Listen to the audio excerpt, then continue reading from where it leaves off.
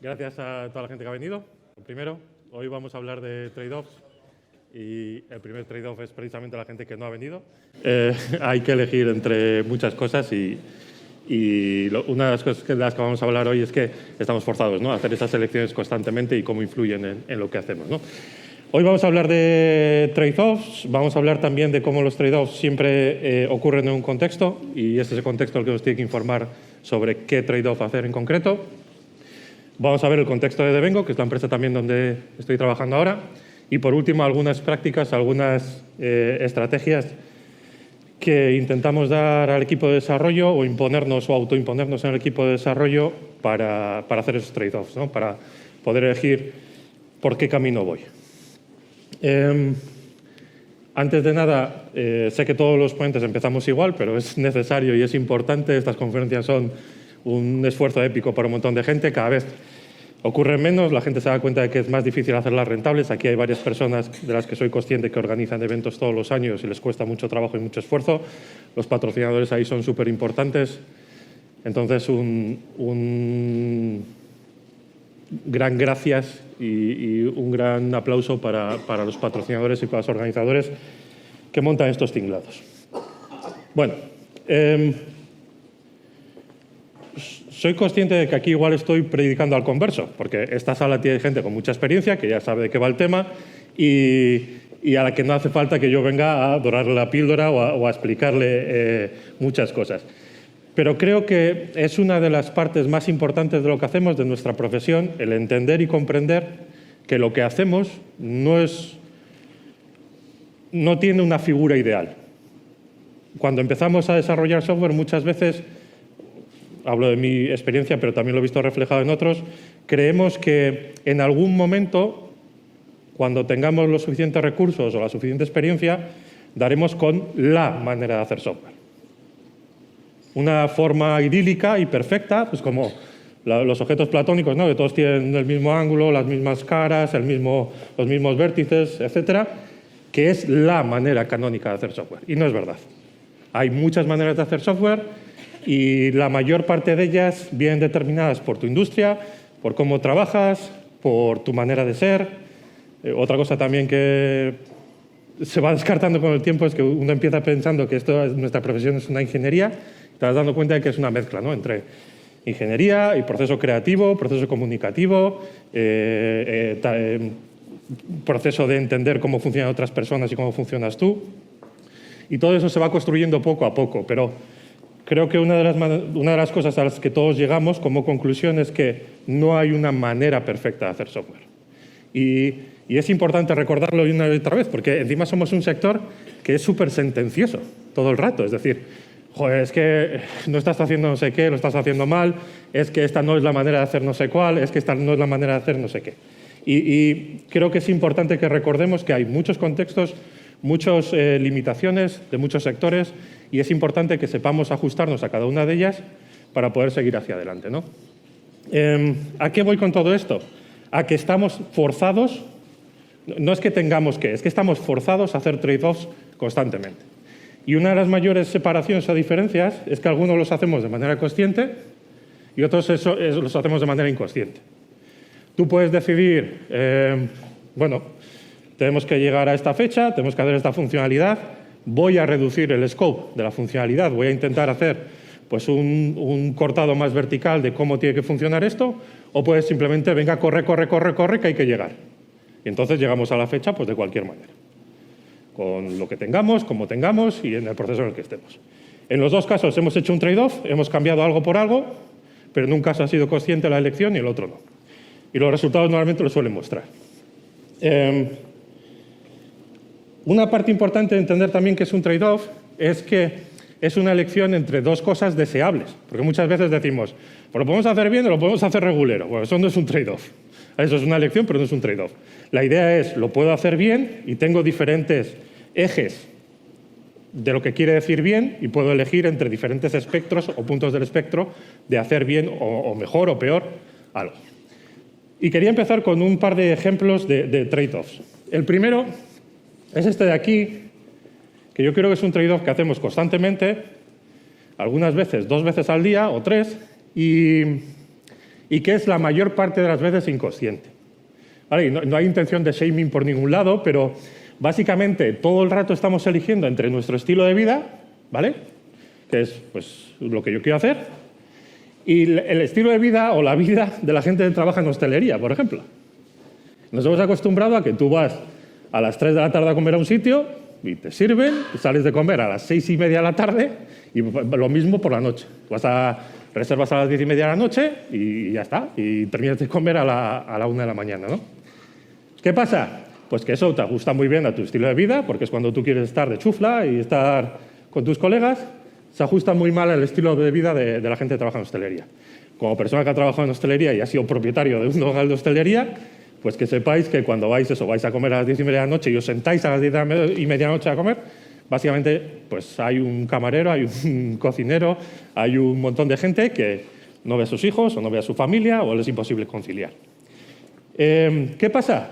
¿Es un problema universal de la hostelería? No. Si vas a otros países, el equilibrio está un poquito más aquí.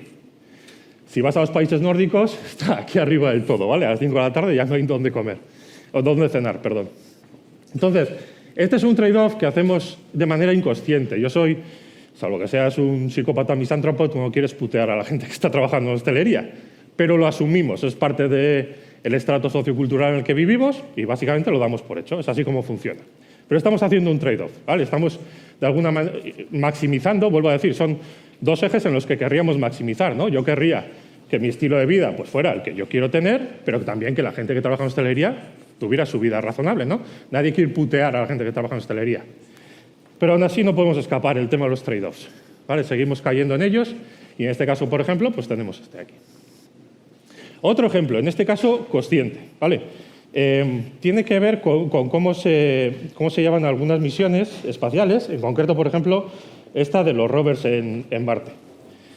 ¿Qué pasa cómo se conduce un rover en Marte? Pues básicamente hay dos opciones. O bien hacemos que sea autónomo, ¿vale? Y ya está.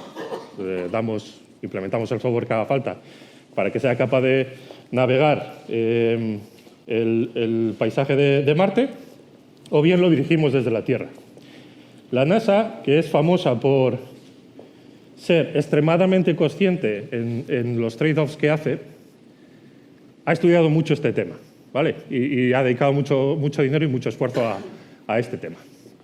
¿A qué conclusión ha llegado? Pues básicamente ha llegado a la conclusión de que tiene que hacer un trade-off diferente en diferentes casos. Mandar una señal para dirigir un rover de aquí a Marte tarda entre 4 y 42 minutos, dependiendo de la posición de los planetas, ¿vale? Por otra parte, si hacemos algo autónomo, los requerimientos y las limitaciones del hardware que tiene el rover hace que solo una imagen del terreno tarde más de 2 minutos en procesarse. Una imagen. ¿Qué pasa? Que hay que elegir. Si quiero recorrer todas las misiones, todos los rovers se controlan por días solares, por lo que ellos llaman solar, y básicamente tengo que elegir a dónde va a ir el rover ese día. La manera en la que la NASA ha encontrado un equilibrio de trade-offs es que dependiendo del terreno que esté delante del rover, en algunas ocasiones hay una persona, un driver, que elige a dónde tiene que ir el rover y le da una serie de pautas expresas de ve a este punto y ve a este otro punto. Y en otros casos, pues lo que tenemos es un sistema autónomo. Por ejemplo, cuando llegan a lugares escarpados, donde hay rocas o donde hay mucha inclinación, se le deja al rover que decida por sí mismo a dónde ir, porque tiene instrumentos de medida, tiene sensores, etc. Pero no eligen o una opción o la otra, sino que han llegado a la conclusión de que es razonable y bueno para la misión hacer las dos cosas. Han encontrado un equilibrio entre diferentes trade-offs. Este es un caso de aplicación de trade-offs conscientes en un aspecto técnico. Pero tenemos también otros todavía más grandes. ¿Vale? Por ejemplo, el que hacemos como civilización. Idealmente, volvemos a decir, los dos ejes son interesantes. Yo quiero pues, tener todas las facilidades del mundo en mi día a día y, por otra parte, pues también querríamos, salvo que seas de nuevo un psicópata misántropo,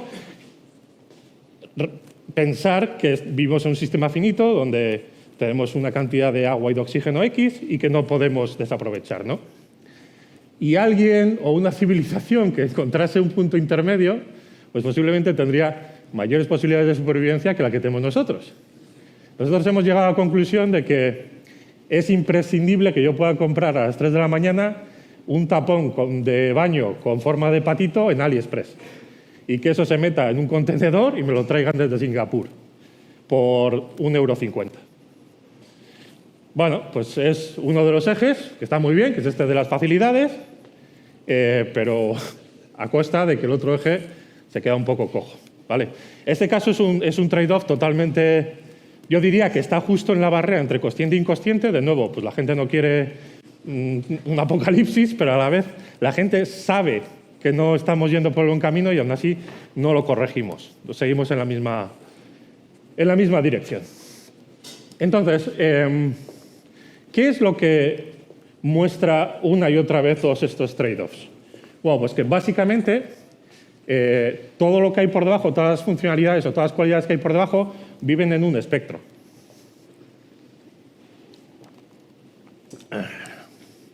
Es decir, que no es un sistema binario, 1 o 0. Aunque yo aquí lo he dividido en un 2×2 clásico de consultoría, esto es un espectro, ¿vale? Por ejemplo, sobre fiabilidad. ¿Quién en esta sala no quiere que su software sea fiable? Nadie. Es decir, bueno, quizás hay alguien muy aventurero que quiera hacerlo, pero normalmente la respuesta es que nadie quiere nadie quiere tener un software que sea una patata, ¿no? Y que cada 2 días esté estropeado, cada 2 días no funcione.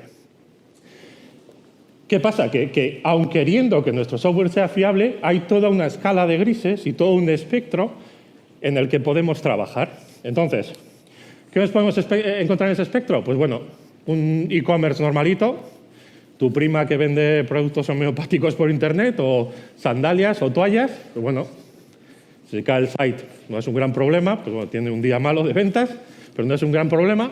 Por encima de eso suele estar un software hecho a medida, ¿vale? Pues ayer hemos visto varios proyectos grandes hechos a medida y suelen tener un nivel de fiabilidad bastante más alto porque suele haber una persona que se ha dedicado específicamente a configurarlo y a diseñarlo.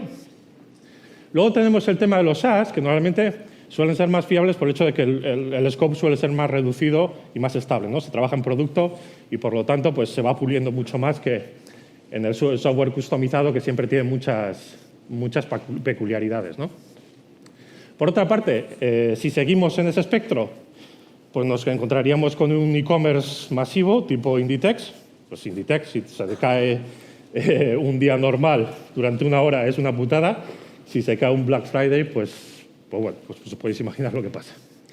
Por encima de eso tendríamos posiblemente un banco, que es el sector que ahora me ha tocado conocer más de primera mano. No hay nada que le joda más a un banco que la incertidumbre.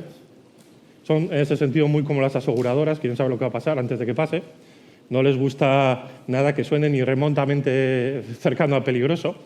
Y son muy conscientes de que no solo tienen que ser fiables, sino también aparentarlo, como la mujer de César. Y están muy metidos en esa parte de la fiabilidad. Para ellos es un eje muy importante. Utilities, un poco lo mismo, ¿no? ¿Cuándo fue la última vez que abristeis el grifo y no salió agua? Puede pasar, ¿no? Porque pueden hacer un corte en tu calle o lo que sea, pero es muy raro.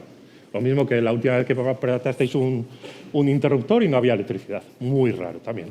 ¿Por qué? Bueno, pues porque han dedicado toda su vida a construir esa sensación de 24/7 que se da ya por supuesta. Es que ni pensamos en que se caiga el agua o que se caiga la luz. ¿Vale? Eso no es una opción. Después de eso vendrían infraestructura crítica como las plantas nucleares, como os podéis imaginar. El sistema de veto y de despliegue de software en plantas nucleares no es ninguna broma y tiene prioridades y checks y doble checks y triple checks precisamente para que no pase nada, pero incluso ese está por debajo del de una misión espacial. Para aquellos que no lo sepáis, la última gran misión espacial, por ejemplo, de la NASA, es el lanzamiento del telescopio Webb, James Webb. Ese lanzamiento ha costado 9.700 millones de dólares y 23 años de trabajo. Pensad ahora en cuántas empresas conozcáis que están dispuestas a invertir el tiempo y el dinero como para hacer un proyecto durante 23 años por un valor de 9.700 millones. ¿Por qué? Pues la NASA sabe perfectamente que para ellos no hay segunda opción. Tú no puedes mandar un rover a Marte y luego decir, se ha estropeado la junta de la trócola. No, porque no hay manera de arreglarlo. Entonces tienes que tener la junta de la trócola, la segunda junta de la trócola y luego la tercera junta de la trócola y una de repuesto. ¿Vale? Y esa es la manera de construirlo. Y además tienes que haber tenido 6 años de proceso del diseño de la junta de la trócola porque no quieres descubrir que en ciertas condiciones no funciona.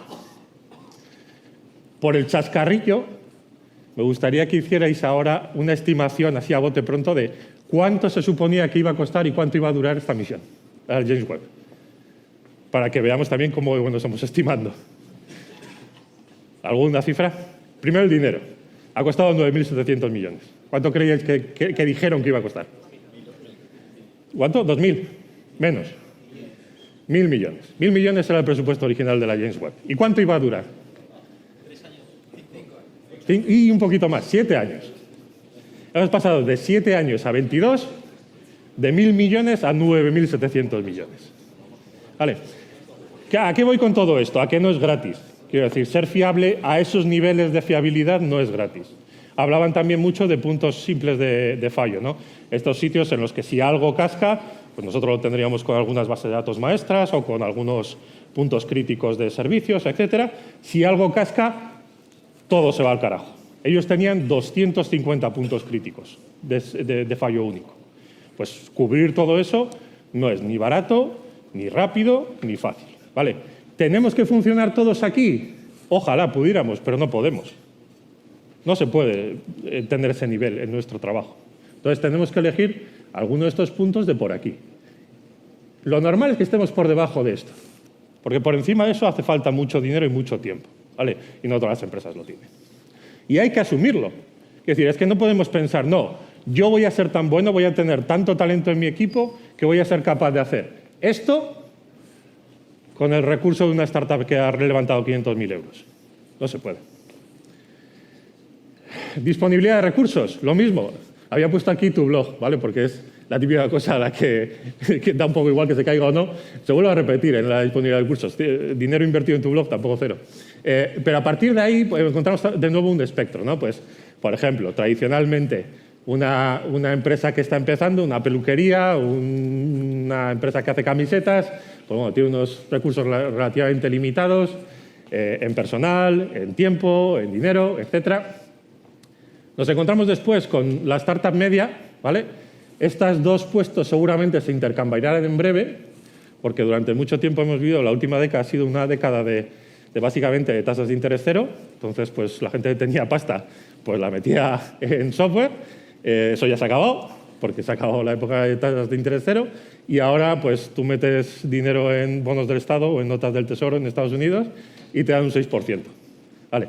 Pues la gente tiene mucho menos interés en meter dinero en una startup y ahora se está viendo cómo es mucho más difícil, ¿no? levantar rondas. Pero bueno, hasta ahora sí que normalmente pues, enseguida levantabas algo de seed, con un poquito de suerte una segunda inversión, igual incluso llegar a Series A. Bueno, era relativamente sencillo. Después tendríamos a una empresa pues, ya tradicional establecida, ¿no? con mucho personal, con una figura de cash flow sólida, etcétera. Tendríamos luego el tema de las Skylabs, lo hemos visto ayer en varios casos, empresas ya con 100, 200, 300 trabajadores, muy consolidadas, con un producto que está funcionando, donde hay market fit, que tienen recursos para meter, pues eso, carros de personas y carros de tiempo y carros de dinero a una funcionalidad. Después nos encontraríamos ya con series C y D, que son gente que está a punto de salir a bolsa, y entonces, pues bueno, ya está en otra escala totalmente distinta. Ahí el problema nunca es si tenemos dinero para hacer algo o no. Un poquito más encima tendríamos a las multinacionales, que de nuevo tienen cero problemas a nivel de budget. Normalmente no es una limitación para nada. Después tendríamos a los bancos, que obviamente no solo tienen mucho dinero, sino que pueden crear dinero, que es una tribulación que les ha dado el Estado, que es fantástica, porque pueden emitir toda la deuda que les dé la gana, de acuerdo con el Banco Central que toque. Y luego, por último, los estados, ¿vale? Que ya son como los que sí que pueden hacer lo que les dé la gana en cuanto a teoría fiscal y a lo que quieran, ¿no? Nos encontramos todo este tipo de espectros en todas las funcionalidades. De nuevo, performance. ¿Qué nos gustaría? Joder, pues tener una aplicación que funciona de la rehostia. Bueno, pues de la rehostia pues estaríamos aquí, ¿no? En videogames. Alguien que hace juegos tiene que cada 16 milisegundos tiene que calcular un frame. Si quieres hacer un 60 frames por segundo, que es lo que dice la industria, tienes 16 milisegundos para hacer toda tu mandanga. Y es mucha mandanga, ¿vale? La de un videojuego moderno. Bueno, pues nosotros no estamos ahí. ¿Estamos en el software industrial? Tampoco. Si vas a una fábrica que hace neumáticos, la performance de las máquinas te pulen, pero vamos, de aquí a Roma y vuelta. Nosotros empezamos a estar en software pues más o menos en esta situación de aquí, ¿no? Una buena API que puede responder entre 200 y 300 milisegundos de media, una buena aplicación que puede responder entre 400 y 500 milisegundos y a partir de ahí ya empezamos a bajar en performance. Bueno, un equipo físico que tenga que hacer una tarea y esté muy especializado pues puede estar haciendo cosas muy heavy en 2-3 minutos, por ejemplo, los que cambian las ruedas en un Fórmula 1 o la gente de Fórmula 1. Si bajamos un poquito más abajo tendríamos el típico Starbucks o el típico McDonald's, que son prodigios de la logística moderna. Es increíble cómo se produce lo que tiene que pasar para que se produzca una hamburguesa en 30 segundos o en 40 segundos. Y según bajamos, pues tenemos más, ¿no? Tenemos pues, la interacción tradicional con un negocio o, por ejemplo, un banco, ¿no? Los que hayáis pedido una transferencia un viernes, ya sabéis de lo que estoy hablando. Y por último, pues de nuevo tu blog, ¿no? Que está un poquito igual. Entonces, todas estas cualidades son todas deseables. Nosotros queremos estar siempre aquí. Este es el punto donde nosotros queremos estar. Pero desgraciadamente no es un sitio donde podamos acabar de manera sencilla. ¿Por qué? Porque hay que hacer un montón de trade-offs de otras cosas para llegar a ese lado. ¿Qué pasa? Que para hacer un trade-off tenemos que decir que no a algo. O sea, something have to give, ¿no? Algo tiene que ceder. Y no nos gusta, normalmente no nos gusta decir que no a algo. Y como no nos gusta, pues normalmente... ¿Y por qué no nos gusta? No nos gusta normalmente también porque de nuevo, somos un sector muy sentencioso. Es decir, hostias, que no tienes una infraestructura de microservicios, herejía. Que no haces BDD, un sacrilegio. Que no haces tal práctica de desarrollo, bueno, mi favorita, es que no estás haciendo Agile bien. O sea, es cojonuda también. Por lo visto hay una manera bien ideal de hacerla, ¿no? Entonces, somos muy reacios a que alguien nos juzgue, porque nosotros somos los primeros que juzgamos constantemente y hacemos ese tipo de juicios de valor, ¿no? Entonces, nos cuesta mucho decir que no, y lo que hacemos para no tener que decir que no, pues era pues, lo que decían antes, ¿no? De voy a elegir IBM porque a nadie lo han despedido. Bueno, nosotros hacemos cargo occulting de un montón de culturas y un montón de trade-offs de otras empresas. Kubernetes. Pues resulta que Google necesita un orquestado de 200 millones de CPUs. Pues seguro que lo que yo necesito para mi e-commerce. Tiene todo el sentido del mundo. Es que Spotify tiene 18 millones de squads y 18 tribus y no sé qué más, cómo lo llaman. Pues eso seguro que es lo que hace falta para que yo pueda hacer mis SaaS de fontanería. Pues bueno, ¿por qué? Porque lo hemos visto en otro lado, parece que funciona y hacemos ese cargo occulting de si a ellos les ha funcionado en su contexto, me tiene que funcionar a mí. Y, spoiler, la mayor parte de las veces no funciona. Entonces, ¿cuál es la contramedida que podemos tomar a toda esta mandanga? Bueno, pues primero la de ser conscientes de que efectivamente hay que hacer un trade-off, que no es una opción, es decir, no es una opción en la que yo puedo a veces tener que elegir entre rendimiento y simplicidad, sino que la tengo que hacer constantemente. Y una vez que soy consciente de ello, que sepamos conocer nuestro contexto y evaluar ese trade-off en nuestro contexto. Entonces, os voy a contar un poquito el contexto en el que nos encontramos nosotros, Devengo. Devengo, perdón, que voy a ver un poquito.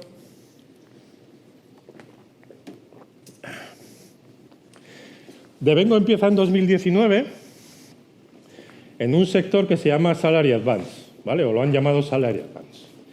Y para explicaros, os voy a pedir que los que seáis asalariados, que levantéis la mano. Pocos autónomos. Bueno, de esos que habéis levantado la mano, ¿cuántos estáis asalariados en una empresa española? Vale.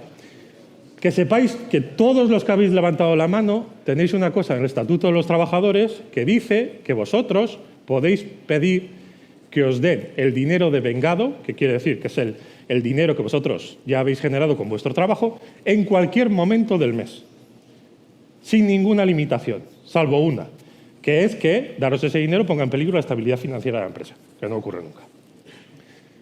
¿Cuántas personas lo hacen? 0 también. Es lo que tradicionalmente se ha llamado un anticipo, pero nadie lo hace. ¿Por qué? Razones históricas, ¿vale? Se tarda mucho, hay gente a la que le da vergüenza, un montón de historias. Entonces, para intentar equilibrar esa falta de liquidez, porque al final lo que estáis haciendo todos vosotros es básicamente darle una línea de crédito a interés cero a vuestra empresa, ¿vale? Vosotros trabajáis un mes, cobráis 2.000 euros, pues de esos 2.000 euros el día 15, 1.000 euros son vuestros, pero no los cobráis. Se los dais a la empresa que los tiene a interés cero hasta final de mes. Y entonces a final de mes os paga. Pero ¿qué pasa? Yo sí necesito liquidez. Yo necesito pasta porque se me ha roto el coche, o se me ha roto la caldera, o se me ha roto no sé qué. ¿Qué acaba haciendo la gente que no tiene un pequeño buffer de ahorros, que es la mayor parte de la gente? Pues un microcrédito. Pues todas las empresas que salen por televisión anunciando microcréditos viven de esto. Nosotros queríamos hacer algo que luchase contra eso. Y la manera de hacerlo pues era básicamente darles un software a las empresas que podían utilizar para dar anticipos a sus empleados, a su vez, de manera online, 24/7, anónima e integrada automáticamente con sus nóminas, porque todo esto obviamente tiene que acabar en la nómina de un trabajador. Entonces, para eso, pues bueno, teníamos varias aplicaciones nativas, teníamos una API Rails para servirlas y luego pues muchas integraciones pues, de bolillos con los sistemas de nómina de las empresas, ¿vale? Sistemas de nóminas es posiblemente el reino de taifas más grande que hay en España. O sea, no hay dos instalaciones iguales, hay empresas con unos convenios increíbles. No puedo citar muchos nombres, pero empresas que contratan a 3.000, 4.000 trabajadores, en algunos casos tienen 50, 70, 80 convenios diferentes, con diferentes maneras de funcionamiento, etcétera. ¿Qué nos pasó con toda esta mandanga? Bueno, aparte de que nos dimos un hostiazo del copón, porque lo lanzamos justo en el COVID, pues que nos encontrábamos en una trayectoria que nos conducía a convertirnos en una empresa de consultoría, básicamente, una empresa de proyectos, en los que cada vez que íbamos a un cliente nuevo, que no era pequeño, sino que ya tenía una entidad, pues nos tirábamos entre 2, 3 y 4 meses simplemente hablando con el sistema de recursos humanos para saber cómo ellos utilizaban y gestionaban sus nóminas para nosotros poder integrar los anticipos. Entonces, pues estábamos creciendo, teníamos a clientes grandes, pues grandes empresas hoteleras, grandes empresas de servicios, alimentación, etcétera. Pero ¿qué pasaba? Que íbamos en un derrotero que nos conducía a eso, a convertirnos en una empresa de proyecto. Entonces, hubo un momento en el que nos dimos cuenta de esta tendencia y empezamos a pensar, bueno, estamos haciendo todo este trabajo de hacer el anticipo en tiempo real, de que tú recibas parte de tu nómina en 10 segundos, de toda la mandanga que tenemos que hacer por detrás para poder hacer una transferencia, y luego lo estamos aplicando en un nicho muy concreto, que es dar anticipos, cuando realmente movimientos de dinero tienen todas las empresas de un montón de tipos distintos, ¿no? De formas distintas. Entonces, en el segundo Q de 2002 hacemos un pivotado y decimos, bueno, vamos a deshacernos de esta parte de los anticipos, de esta aplicación específica de nuestro software, de nuestro producto, y vamos a convertirnos en un proveedor de pago genérico, es decir, en el que damos servicio a empresas como proveedor de pago. Y decidimos especializarlos en pagos instantáneos en la Unión Europea y en account-to-account payments, que posiblemente no suena de nada a nadie. Pero esto seguro que lo deja más claro. Básicamente, lo que hacemos es darle infraestructura bancaria a las empresas para que puedan operar tanto en flujos de salida como en flujos de entrada. Tú me contratas a mí, yo te doy un IBAN a través del API, es decir, puedes crear cuentas bancarias en tiempo real y esas cuentas bancarias, a su vez, pueden recibir dinero y emitir dinero. Básicamente, que sepáis que cuando estáis haciendo un Bizum, lo que está pasando es que... parece que no funciona. Bueno, esta parte de aquí, donde pone Originator, sois vosotros haciendo el Bizum. Este señor de aquí, el beneficiario, es a quien estáis haciendo el Bizum. Y lo que estamos haciendo nosotros por debajo es todo esto de aquí, ¿vale? Lo que haces es básicamente tener un PSP de origen y un PSP del beneficiario. En muchas ocasiones esos PSP son bancos, ¿vale? Aquí podría estar el Sabadell y aquí podría estar el Santander, por ejemplo. En nuestro caso, nosotros somos o bien el Originator PSP o el beneficiario PSP, o bien estamos emitiendo dinero o bien lo estamos recibiendo.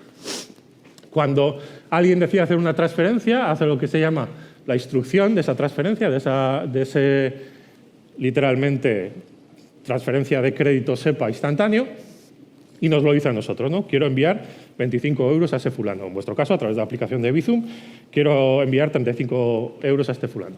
Nosotros en ese momento generamos lo que se llama una transacción para esa operación, se lo enviamos a esta entidad que hay aquí, que se llama CSM, que son las siglas de Clearing and Settlement Mechanism, que es básicamente una cámara de compensación, una institución que está dedicada a interactuar entre dos bancos distintos para hacer neteo de las operaciones y que sirve, por decirlo de alguna manera, de proxy entre los dos bancos o entre las dos entidades. Esa, a su vez, se lo pasa al beneficiario, al banco del beneficiario. El banco del beneficiario le dice que sí o que no, porque tendrá que ver pues, si la cuenta está abierta, está bloqueada, se ha cerrado, si está, te estás separando de otra persona y has dejado de pagar no sé qué y estás embargado por un juicio, pues no puedes ingresar dinero. Hay 1000 casuísticas que pueden aceptar o no el pago. Eso se lo comunican a la Cámara de Compensación. La Cámara de Compensación le dice, te confirmo que me has confirmado que vas a hacer eso. Se da los fondos al beneficiario y luego vuelve toda la cadena para atrás hasta que nosotros nos enteramos de que el dinero ha llegado al destinatario. Todo eso pasa cada vez que estáis haciendo una transferencia instantánea. Bizum no es más que transferencias instantáneas con una pequeña capa de una tabla donde pone IBAN o número de cuenta y número de teléfono. Eso es Bizum. Y por debajo está pasando toda esta mandanga, ¿vale? Y esta mandanga pues, tiene un montón de constraints regulatorios. Por ejemplo, toda la operación tiene que producirse en 10 segundos máximo. Que dices, joder, 10 segundos en la web es una eternidad. Bueno, cuando empiezas a tener en cuenta que esto es un banco y tiene sus sistemas legacy, que esto es otra entidad con un montón de sistemas complejos, que este eres tú, que también tienes un montón de restricciones regulatorias y tecnológicas, y que estos tres sistemas tienen que acordar en 10 segundos si tienen que hacer asiento o no, y que no solo depende de ellos, sino que depende de que pueda haber listas de blanqueo de capitales, listas de financiación del terrorismo, listas de un montón de cosas que tienen que ser consultadas en tiempo real. Los 10 segundos empiezan a parecer ya menos asequibles, ¿vale? La última vez que posiblemente habéis oído hablar de esto es cuando empezó la guerra de Ucrania. En ese momento, de un día de la noche para la mañana, se decidió bloquear las cuentas de la mayor parte de los oligarcas rusos y en cuestión de horas dejaron de poder recibir dinero del sistema bancario, ¿vale? Ese es el nivel de finura y el nivel de constraints que estamos viendo en el sistema bancario. Entonces, ¿cuál es nuestro contexto? Ahora mismo somos una startup que está empezando, somos 7 desarrolladores, incluyendo a mí, muy pequeñita todavía. Aunque somos muy pequeñitos ahora mismo, que no os puedo dar datos exactos, podéis haceros la idea que estamos haciendo pues, cientos de miles de operaciones por mes por un volumen de dinero de unas decenas de millones de euros, ¿vale? Aunque suena mucho, en el sector financiero es una escala muy pequeñita, ¿vale? Pues nosotros tenemos un margen muy pequeño. Nosotros y todas las personas que trabajan en el sistema financiero tienen un margen muy pequeño. Los bancos no hacen dinero con estos movimientos de dinero, lo hacen con otras comisiones y con otros productos. Entonces, bueno, estamos ahí, vamos creciendo. Para que os hagáis una idea, yo estimo o me gustaría que con esta cantidad de desarrolladores pudiéramos aumentar un orden de magnitud el negocio que estamos moviendo ahora mismo. O sea, deberíamos poder llegar a mover millones de transferencias al mes por un volumen de cientos de millones de euros al mes. Soy un firme creyente en los equipos pequeños. Creo que hay muchos trade-offs que se hacen cuando se escala. Y una de las cosas que me congratula decir es que después de 4 años trabajando con el Banco de España, por fin este verano nos van a dar una licencia, ¿vale? Y nos convertiremos de PSP de pleno derecho. Entonces, este es mi contexto o nuestro contexto. Y entonces, ¿cómo hacemos que los trade-offs que tenemos que hacer a la fuerza, como hemos dicho antes, sean los más beneficiosos para nuestra empresa? Bueno, pues una de las maneras en las que intentamos instaurarlo en los equipos de desarrollo es con una materialización y una clarificación de cuáles son nuestros principios, ¿vale? Y estos principios no son unos principios filosóficos o ideológicos, que también en cierta manera, pero no sustancialmente, sino que son unos principios prácticos. Es decir, nos tienen que valer para que cuando tengamos que hacer un trade-off sepamos ir por un lado o ir por el otro. Entonces, os he plasmado aquí cuáles son, pero vamos a hablar un poquito ahora de cada uno de ellos. Pero antes de eso, lo que tenemos que aclarar es que Todos estos principios no son una hoja escrita que la gente puede leer cuando hacen el onboarding y se olvidan de ellos, sino que intentamos materializarlos de diferentes maneras. Por una parte, con prácticas de desarrollo, es decir, cómo elegimos qué tienen que hacer los desarrolladores en cada momento. Por otra parte, observando red flags que hemos ido detectando con el tiempo que están asociados a no cumplir estos principios. Y por otra parte, con una serie de temas de autoevaluación o de ayudas de autoevaluación para que los propios desarrolladores sean conscientes de si ellos están aplicando el principio o no, ¿vale? O puedan intentar autoevaluar si están cumpliendo el principio o no. El primero es este finesse, que no tiene una traducción muy clara en castellano porque finura no recoge exactamente la manera en la que se usa. Hay muchos términos también en otras culturas que intentan reflejar lo mismo. Al final aquí lo que estamos diciendo es vamos a ir más lentos a cambio de hilar más fino. Y es un trade-off que tiene todo el sentido en el mundo bancario, porque cuando la acabas en el mundo bancario normalmente no hay vuelta atrás. Entonces, pues sí, no seremos los más rápidos deployando en el sentido de desplegando nuevas funcionalidades, no seremos quizás los que más corren para tener una funcionalidad más, pero a cambio vamos a hilar muy fino en cada cosa, ¿no? ¿Cómo lo hacemos a nivel de desarrollo? Por una parte, cuidando nosotros mismos cuál es nuestra experiencia de desarrollo. Es decir, para mí es muy importante que los desarrolladores sean capaces también de tener un entorno en el que los cuchillos están afilados,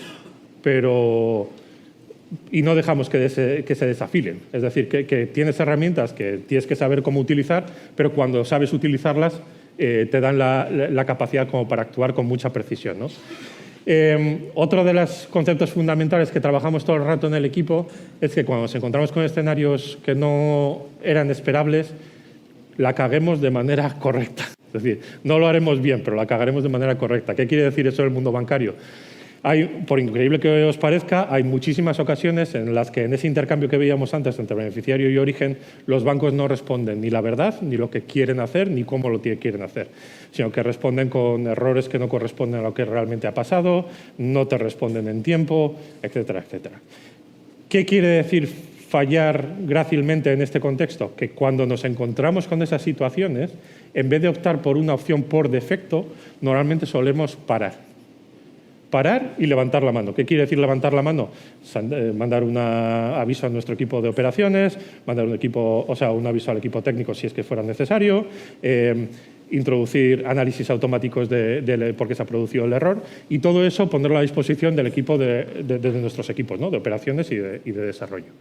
En vez de optar por una opción, que esa opción no sea la correcta y cagarla. O actuar por omisión, que es peor todavía, es decir, no hacer nada de manera silenciosa, dejar que pase el tiempo y a la vuelta de X darte cuenta de que recibiste esto. Pero es que no me mandaste que el parámetro fuera P o V, que es lo que habíamos acordado. Me has mandado X. Ya, bueno, pues ahora hay alguien que no tiene su dinero.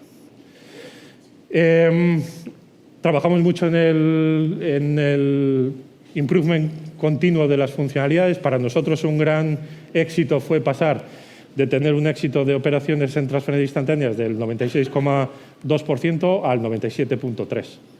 O sea, para nosotros un 0,6 de mejora percentil es una gran mejora, porque para una empresa que mande 20.000 pagos al día quiere decir que su equipo tiene que lidiar con 50 operaciones de transferencias menos erróneas que no han llegado a término por X motivo, saber por qué se han producido, hablar con sus clientes para decirles, oye, no os ha llegado el dinero, no sé qué, no sé cuál. Para nosotros, arañar esos pequeños puntos percentiles son súper importantes. ¿Cuáles son las red flags más habituales? Bueno, pues defectos en producción, eso lo sabemos todos, es lo más habitual. Otra que no suele ser tan habitual es estas pequeñas cosas que todos tenemos en nuestros proyectos, que sabemos que son bugs, pero no son lo suficientemente críticos como para que alguien se meta con ellos y que perviven el tiempo durante meses. Para nosotros eso es un gran red flag porque va en contra de lo que queremos, que es ser lo más rigurosos posibles con la aplicación de nuestro software y de nuestros procesos. Y por otra parte, otro muy importante, los colaterales inesperados, ¿no? Sobre todo en arquitecturas orientadas a eventos, también hay muchas veces en las que, pues es que este subscriber ha hecho no sé qué y como era esta situación, entonces no tenía que hacer no sé cuál, ¿no? Es todo ese tipo de operaciones colaterales que pueden salir mal si te llega algo que no estabas esperando, también intentamos controlarlas de manera muy, muy específica. ¿Qué le decimos a la gente? Oye, cuando estés haciendo esta pieza de trabajo, ¿esto que estás haciendo es lo mejor que puedes hacer para el problema? ¿Crees que es la mejor solución que puedes dar? ¿A cambio de qué? ¿Has pensado en profundidad las consecuencias de esta implementación? Me da igual que en vez de una semana tardemos 3, si a cambio tengo una implementación más robusta y mejor pensada. En nuestro caso, eso es un trade-off que tenemos que hacer. ¿Por qué? Porque a mí esas 3 semanas me compensan muchísimo frente a un posible error en el sistema bancario. Os comento además esto porque en el sistema bancario, yo sé que todos los que estamos aquí tenemos piezas de software que son importantes para nuestros clientes, pero lo que suele pasar cuando no funcionan bien es que normalmente perdemos algo de revenue o enfadamos al cliente o X. Si nosotros sistemáticamente tenemos cagadas, al final nos retiran la licencia. O sea, literalmente nos sacan del mercado. Entonces es muy importante para nosotros hacer ese trade-off. Me quedan 5 minutos y voy a ir pasando solo las slides más importantes. Básicamente este es otro principio que creemos muy importante. De nuevo, todos tenemos en nuestra cabeza la manera ideal en la que haríamos software. El mundo real es bastante más prosaico que todo eso. Las arquitecturas muy complicadas y muy elegantes y con 18 capas de abstracciones están muy bien para hacerse onanismo mental, pero no son tan útiles en el día a día, ¿vale? Causan un montón de problemas a largo plazo porque la gente que entra no las entiende, porque la gente que entra las tiene que modificar y no sabe por dónde empezar, porque son poco transparentes, porque requieren un conocimiento transversal muy importante que la mayor parte de la gente cuando empieza las empresas no tiene, etc. Entonces, solemos aplicar, pues eso, la reducción de scope, queremos hacer productos que aporten valor a nuestros clientes, pero que sean lo suficientemente compactos para poder pensar de manera profunda en ellos, sin tener que muchos infinitos detalles que de alguna manera no son core al problema. Trabajamos mucho en tener un consenso en las fases de definición, es decir, que no lleguemos a la implementación y sea en la implementación donde discutimos si la funcionalidad tiene que ir por un lado o por el otro. Hacemos muchas pruebas de concepto, es una cosa que a mí me encanta, es básicamente esta capacidad para poder hacer un pequeño prototipo en 2-3 días y ver, tocar, palpar un poquito cuál es la pinta que tiene el software en ese estado y decidir cómo seguir evolucionándolo. Guardamos nuestras decisiones de arquitectura en documentos para que todo el mundo las conozca, para que se puedan revisar a posteriori. Red flags habituales, el típico proyecto que se va por meses. Hemos hecho una arquitectura a cojo proyecto del copón de la baraja, pero resulta que eso, en vez de un año ha tardado 23. Mal asunto. Optimizar prematuramente, y aquí no hablo específicamente de la performance, que es el contexto en el que se suele utilizar esta frase, sino también del problema de negocio. Muchas veces no sabemos el problema de negocio. En nuestro caso, sobre todo, en el que no estamos haciendo un proyecto que nos ha pedido otra persona, sino nosotros estamos ofreciendo valor a nuestros clientes. Yo tengo que saber cuál es la mejor manera para hacer una transferencia instantánea y mi conocimiento varía a lo largo del tiempo. Entonces, intentar optimizar la implementación para el conocimiento que tengo al principio del mismo normalmente suele ser mal negocio, porque conoces poco y conoces mal. Hacer lo correcto, ¿no? Que dices, bueno, eso lo hace todo el mundo. Bueno, la última vez que habéis ido al banco habéis tenido la sensación de que estaban pensando, voy a hacer lo mejor por Aitor, porque es que es un cliente fantástico, tengo que dejarme la vida por él. No, la mayor parte de las empresas en general y la mayor parte de los bancos en particular no ponen demasiada atención en las relaciones a largo plazo. ¿Vale? Eso era algo que quedó en el pasado, hoy en día no se produce. Y la mayor parte de las empresas tampoco, especialmente en consultoría, lo que quieres es hablar al cliente lo máximo posible durante el mayor tiempo posible sin preocuparte mucho por si le estás aportando valor o no. Nosotros intentamos contrarrestar eso pues, pensando mucho en el cliente. Somos bastante transparentes a nivel organizacional. Cualquiera puede ver exactamente cuál es el margen que estamos teniendo en nuestras operaciones. Gente de desarrollo puede entrar a ver lo que está haciendo la gente de marketing. Intentamos que todo el mundo entienda quién está al otro lado de la mejor manera posible para poder aportar valor. Y tenemos muchas interacciones frecuentes con soporte porque no hay nada como escuchar que alguien se está fiscando en tus muertos para saber que no lo estás haciendo bien. Red flags habituales, pues eso no es mi problema, yo soy desarrollador, que me cuentas. Tardar 3 años en hacer un arreglo, una funcionalidad. Cuando oyes, es que no me escucháis, es que os he pedido esto 3 veces, y es que os lo he dicho en febrero y todavía no está. Es un red flag bastante importante de que ahí no estás pensando en la relación con el cliente a largo plazo, sino que estás maximizando pues, tu tiempo de desarrollo, tu baseline, tu bottom line, lo que sea. ¿Cómo le pedimos a la gente que piensa en esto? Pues bueno, ¿estoy haciendo esto solo porque es la implementación más sencilla o realmente es la mejor para el cliente? ¿Esto es lo mejor que podemos hacer para ellos? ¿Estamos haciendo algo simplemente porque es lo que hemos oído a Martin Fowler que hay que hacer? Ese tipo de cosas es muy importante para nosotros. Managers of One, normalmente escoramos bastante a contratar gente senior, no por el tema de que técnicamente sean mucho mejores, que normalmente pues sí, se va mejorando con el tiempo, pero no es lo más importante, sino porque queremos que sean autogestionados y que sean independientes y que sean capaces de trabajar sin que los microcontrolemos. Somos un equipo muy pequeñito, yo no quiero estar microcontrolando lo que hace cada uno de ellos. Por lo mismo, siempre tenemos diseños que se discuten y se hablan antes de ser implementados. Hay iniciativas guiadas por los desarrolladores. Ellos proponen, bueno, creo que como estamos gestionando estos eventos no está bien, tenemos que cambiarlo. Ellos son los que llevan la batuta. Y otra cosa muy importante, que a mí me ha costado pues, casi 20 años entender, y es que hay que decirle a la gente de vez en cuando, lo estás haciendo bien. ¿Vale? Que es algo que yo nunca he hecho tradicionalmente y lo he hecho muy mal. ¿Vale? Quedaban un par de principios, pero yo creo que el más importante de los que quedaban... ¿Vuelve? No vuelve. El más importante de los que quedaba, y estoy fuera de tiempo además, el más importante de los que quedaba es uno que llamamos confía pero comprueba. ¿Vale?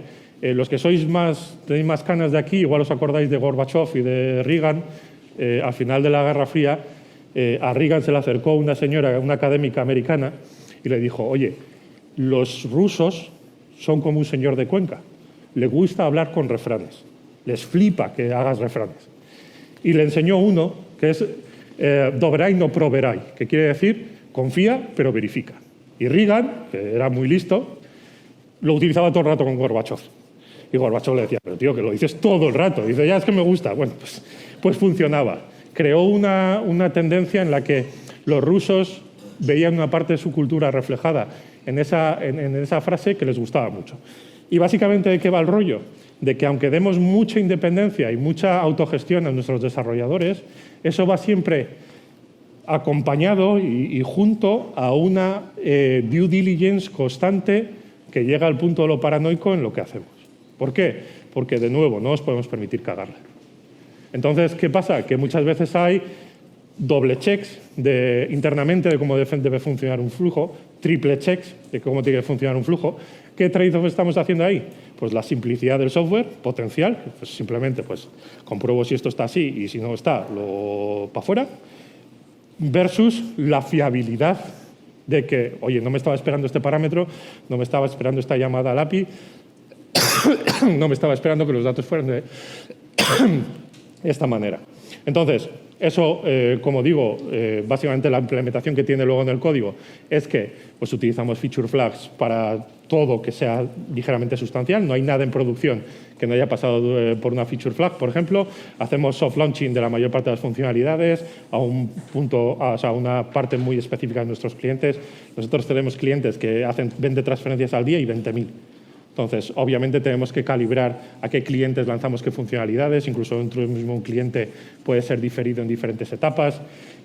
¿Con qué? Con la finalidad de que al final no solo creamos que el software va a funcionar bien, sino que tengamos la creencia total de que lo va a hacer. Y eso va o se opone totalmente a este meme en el que se ha convertido ya el de no despliego los viernes. Odio ese meme fundamentalmente porque si te puedes permitir el lunes pasar un bug a producción, ¿por qué cojones no lo haces el viernes también? Y al revés, si no te lo puedes permitir el lunes, ¿por qué no te lo vas a poder permitir el viernes? Si tú estás seguro del software, y tenemos que estarlo, ya os digo, en nuestra industria no es una opción, si estás seguro de lo que hace el software, deberíamos poder desplegar con la tranquilidad que nada se va a ir al garete. Y termino ya.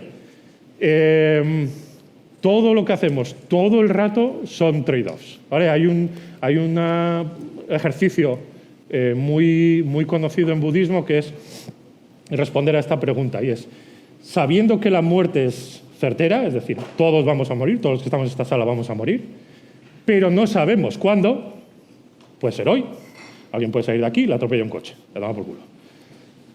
¿Qué debería estar haciendo ahora mismo? Y se puede aplicar a todos los niveles de la vida. Podéis decir, oye, el proyecto en el que estoy ahora es el que realmente debería estar. ¿Lo que estoy haciendo con mi vida es realmente lo que debería estar haciendo? ¿Mi empresa es realmente en la que debería estar trabajando? ¿Lo que estoy haciendo en mi tiempo libre es lo que realmente debería hacer? ¿Por qué? Porque son trade-offs y es importante que seamos conscientes de ellos. Y siento haberme alargado y muchas gracias. Muchas gracias. Ha sido muy interesante, sobre todo cómo has ido hilando todo y luego la forma de aplicarlo. Sí. Yo tenía una duda que me ha surgido al principio cuando hablabas de los trade-offs, por ejemplo, con el tema de la NASA, se me ocurría como en el frente el concepto de SpaceX, de cómo ha afrontado, no sé si otro trade-off diferente, si ese trade-off ha tenido otra estrategia para aproximarlo, el tema de falla rápido, voy a ir poco a poco, no me pego 23 años y... Entonces, no sé, ahí cómo lo ves tú, si es que son otros trade-offs, si han decidido aproximarlo de otra manera, otros principios. Bueno, lo primero, para mí, una asunción que tenemos muchas veces es que alguien puede, por el hecho de ser listo, es una buena persona. Se puede ser listo y un perfecto capullo, ¿vale? El caso de Musk creo que es un perfecto ejemplo. ¿Qué pasa en sus misiones? Durante meses le dijeron que en el momento en el que iba a despegar uno de sus cohetes, iba a destruirse la base de cemento que lo sustenta por la emisión de los gases. Lo dijo el equipo técnico, lo dijo el equipo de calidad, lo dijo el equipo de seguridad. ¿Qué pasó? Lanzaron el cohete y se fue a tomar por culo la plataforma de cemento. No le importó. Musk juega con la ventaja de que ha recibido un montón de subsidios y de dinero que no es suyo. Eso para empezar también. Y efectivamente ha hecho un trade-off entre seguridad y cuánto iba a tardar en ponerse en el espacio. Y le ha salido bien. La pregunta que yo haría es, ¿tú te irías a Marte en un cohete de SpaceX? Yo no. ¿Tú te irías a Marte en un cohete que es la primera vez que lo van a lanzar o el segundo? Posiblemente... En un cohete que es el 25 que ha lanzado diciendo, mira, los 5 primeros Correcto. han roto, los 10 siguientes han funcionado bien. Correcto. Correcto, pero ahí deberíamos calibrar si estamos hablando de la misma misión. Poner un cohete en órbita y ir hasta Marte no tiene nada que ver. Y tampoco quiero derivar la pregunta hacia el tema espacial en concreto. A lo que voy es que efectivamente eso es un trade-off consciente, yo creo que consciente por parte de Elon Musk, que creo que le ha construido pues una sensación de éxito que debería ser evaluada de manera más crítica. Creo que lo que ha hecho tiene mucho mérito, sobre todo en el nivel económico. Quiero decir que la escala en la que ha conseguido poner eso en órbita está en varios órdenes de magnitud por debajo de la NASA, pero creo que es un trade-off, en cierto modo, engañoso cuando pensamos y lo proyectamos en el tiempo. Es decir, creo que lo que ha hecho no se aplica en la mayor parte de casos a otras misiones que sean más complejas. Creo que ha optimizado muy bien poner a un billonario en órbita, que es una parte que puedes pensar que es más o menos loable. Creo que esa no es la parte más interesada de manera civilizacional a la raza humana. Y bueno, eso ya por un lado. Y luego me voy a callar en lo que opino de él.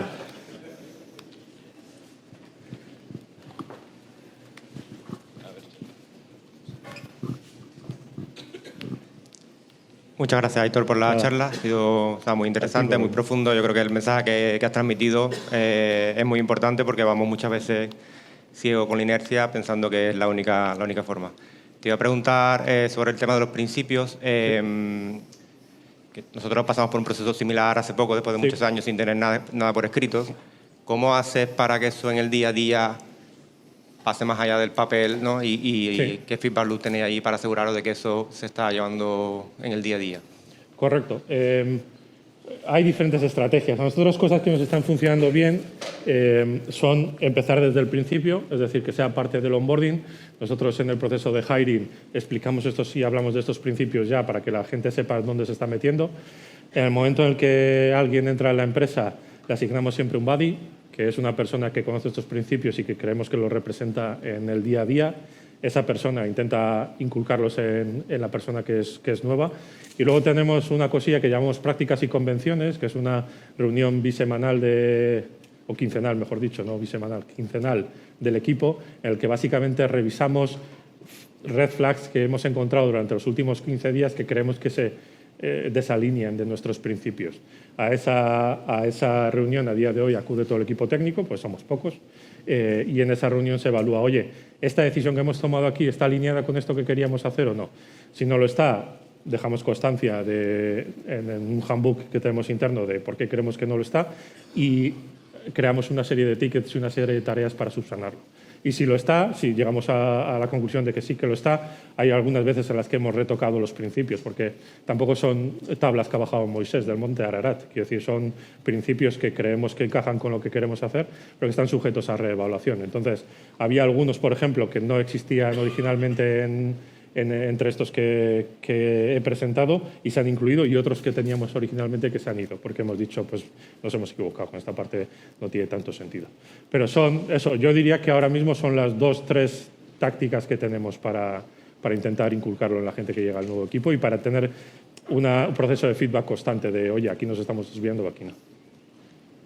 Aún así es difícil. Todo lo que... Hay un gráfico de Stewart Brand siempre me viene mucho a la cabeza, que es en capas, ¿no? Y va diciendo las cosas que van cambiando más o menos rápido, ¿no? Y en la parte de arriba tienes, por ejemplo, la moda, ¿no? Que cambia cada 15 minutos, y luego según vas bajando tienes pues, la sociedad, la cultura, la geología, y bajas al final, abajo ya están las cosas más robustas, ¿no? Como las leyes de la física. Pues esa parte cultural normalmente suele estar un poco un nivel por debajo de las tendencias sociales, y la cultura es una de las cosas más difíciles de desarrollar, más difíciles de explicar y más difíciles de transmitir.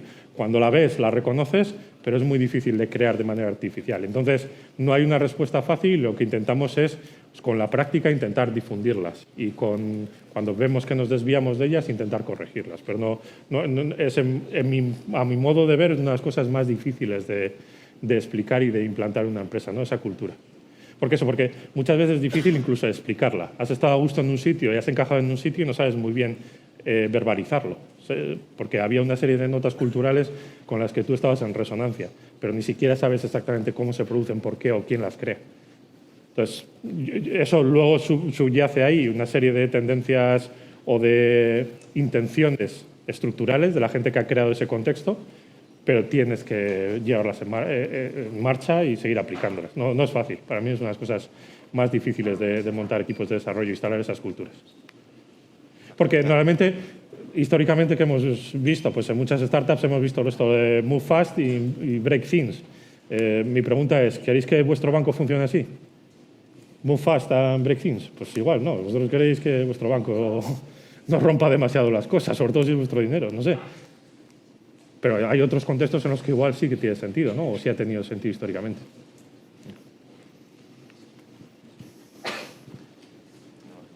También podría haber hecho 45 slides en las que pusiera, pues depende. ¿Vale? Y posiblemente os hubierais llevado lo mismo, porque, no sé, es difícil responder de manera universal a estas cosas. Hola, nada, muchas gracias por la charla, la verdad es que me ha gustado mucho. Yo te quería poner un poco en contexto, ¿no? A veces por la situación de la empresa, ¿no? Tienes que llegar a unos entregables, bueno, ciertas entregas, ¿no? Con clientes y demás. Entonces, a veces el equipo llega a unos agreements de meter cierta deuda técnica por llegar a esas entregas, ¿no? No sé si a vosotros os ha pasado en ese caso y cómo lo habéis gestionado.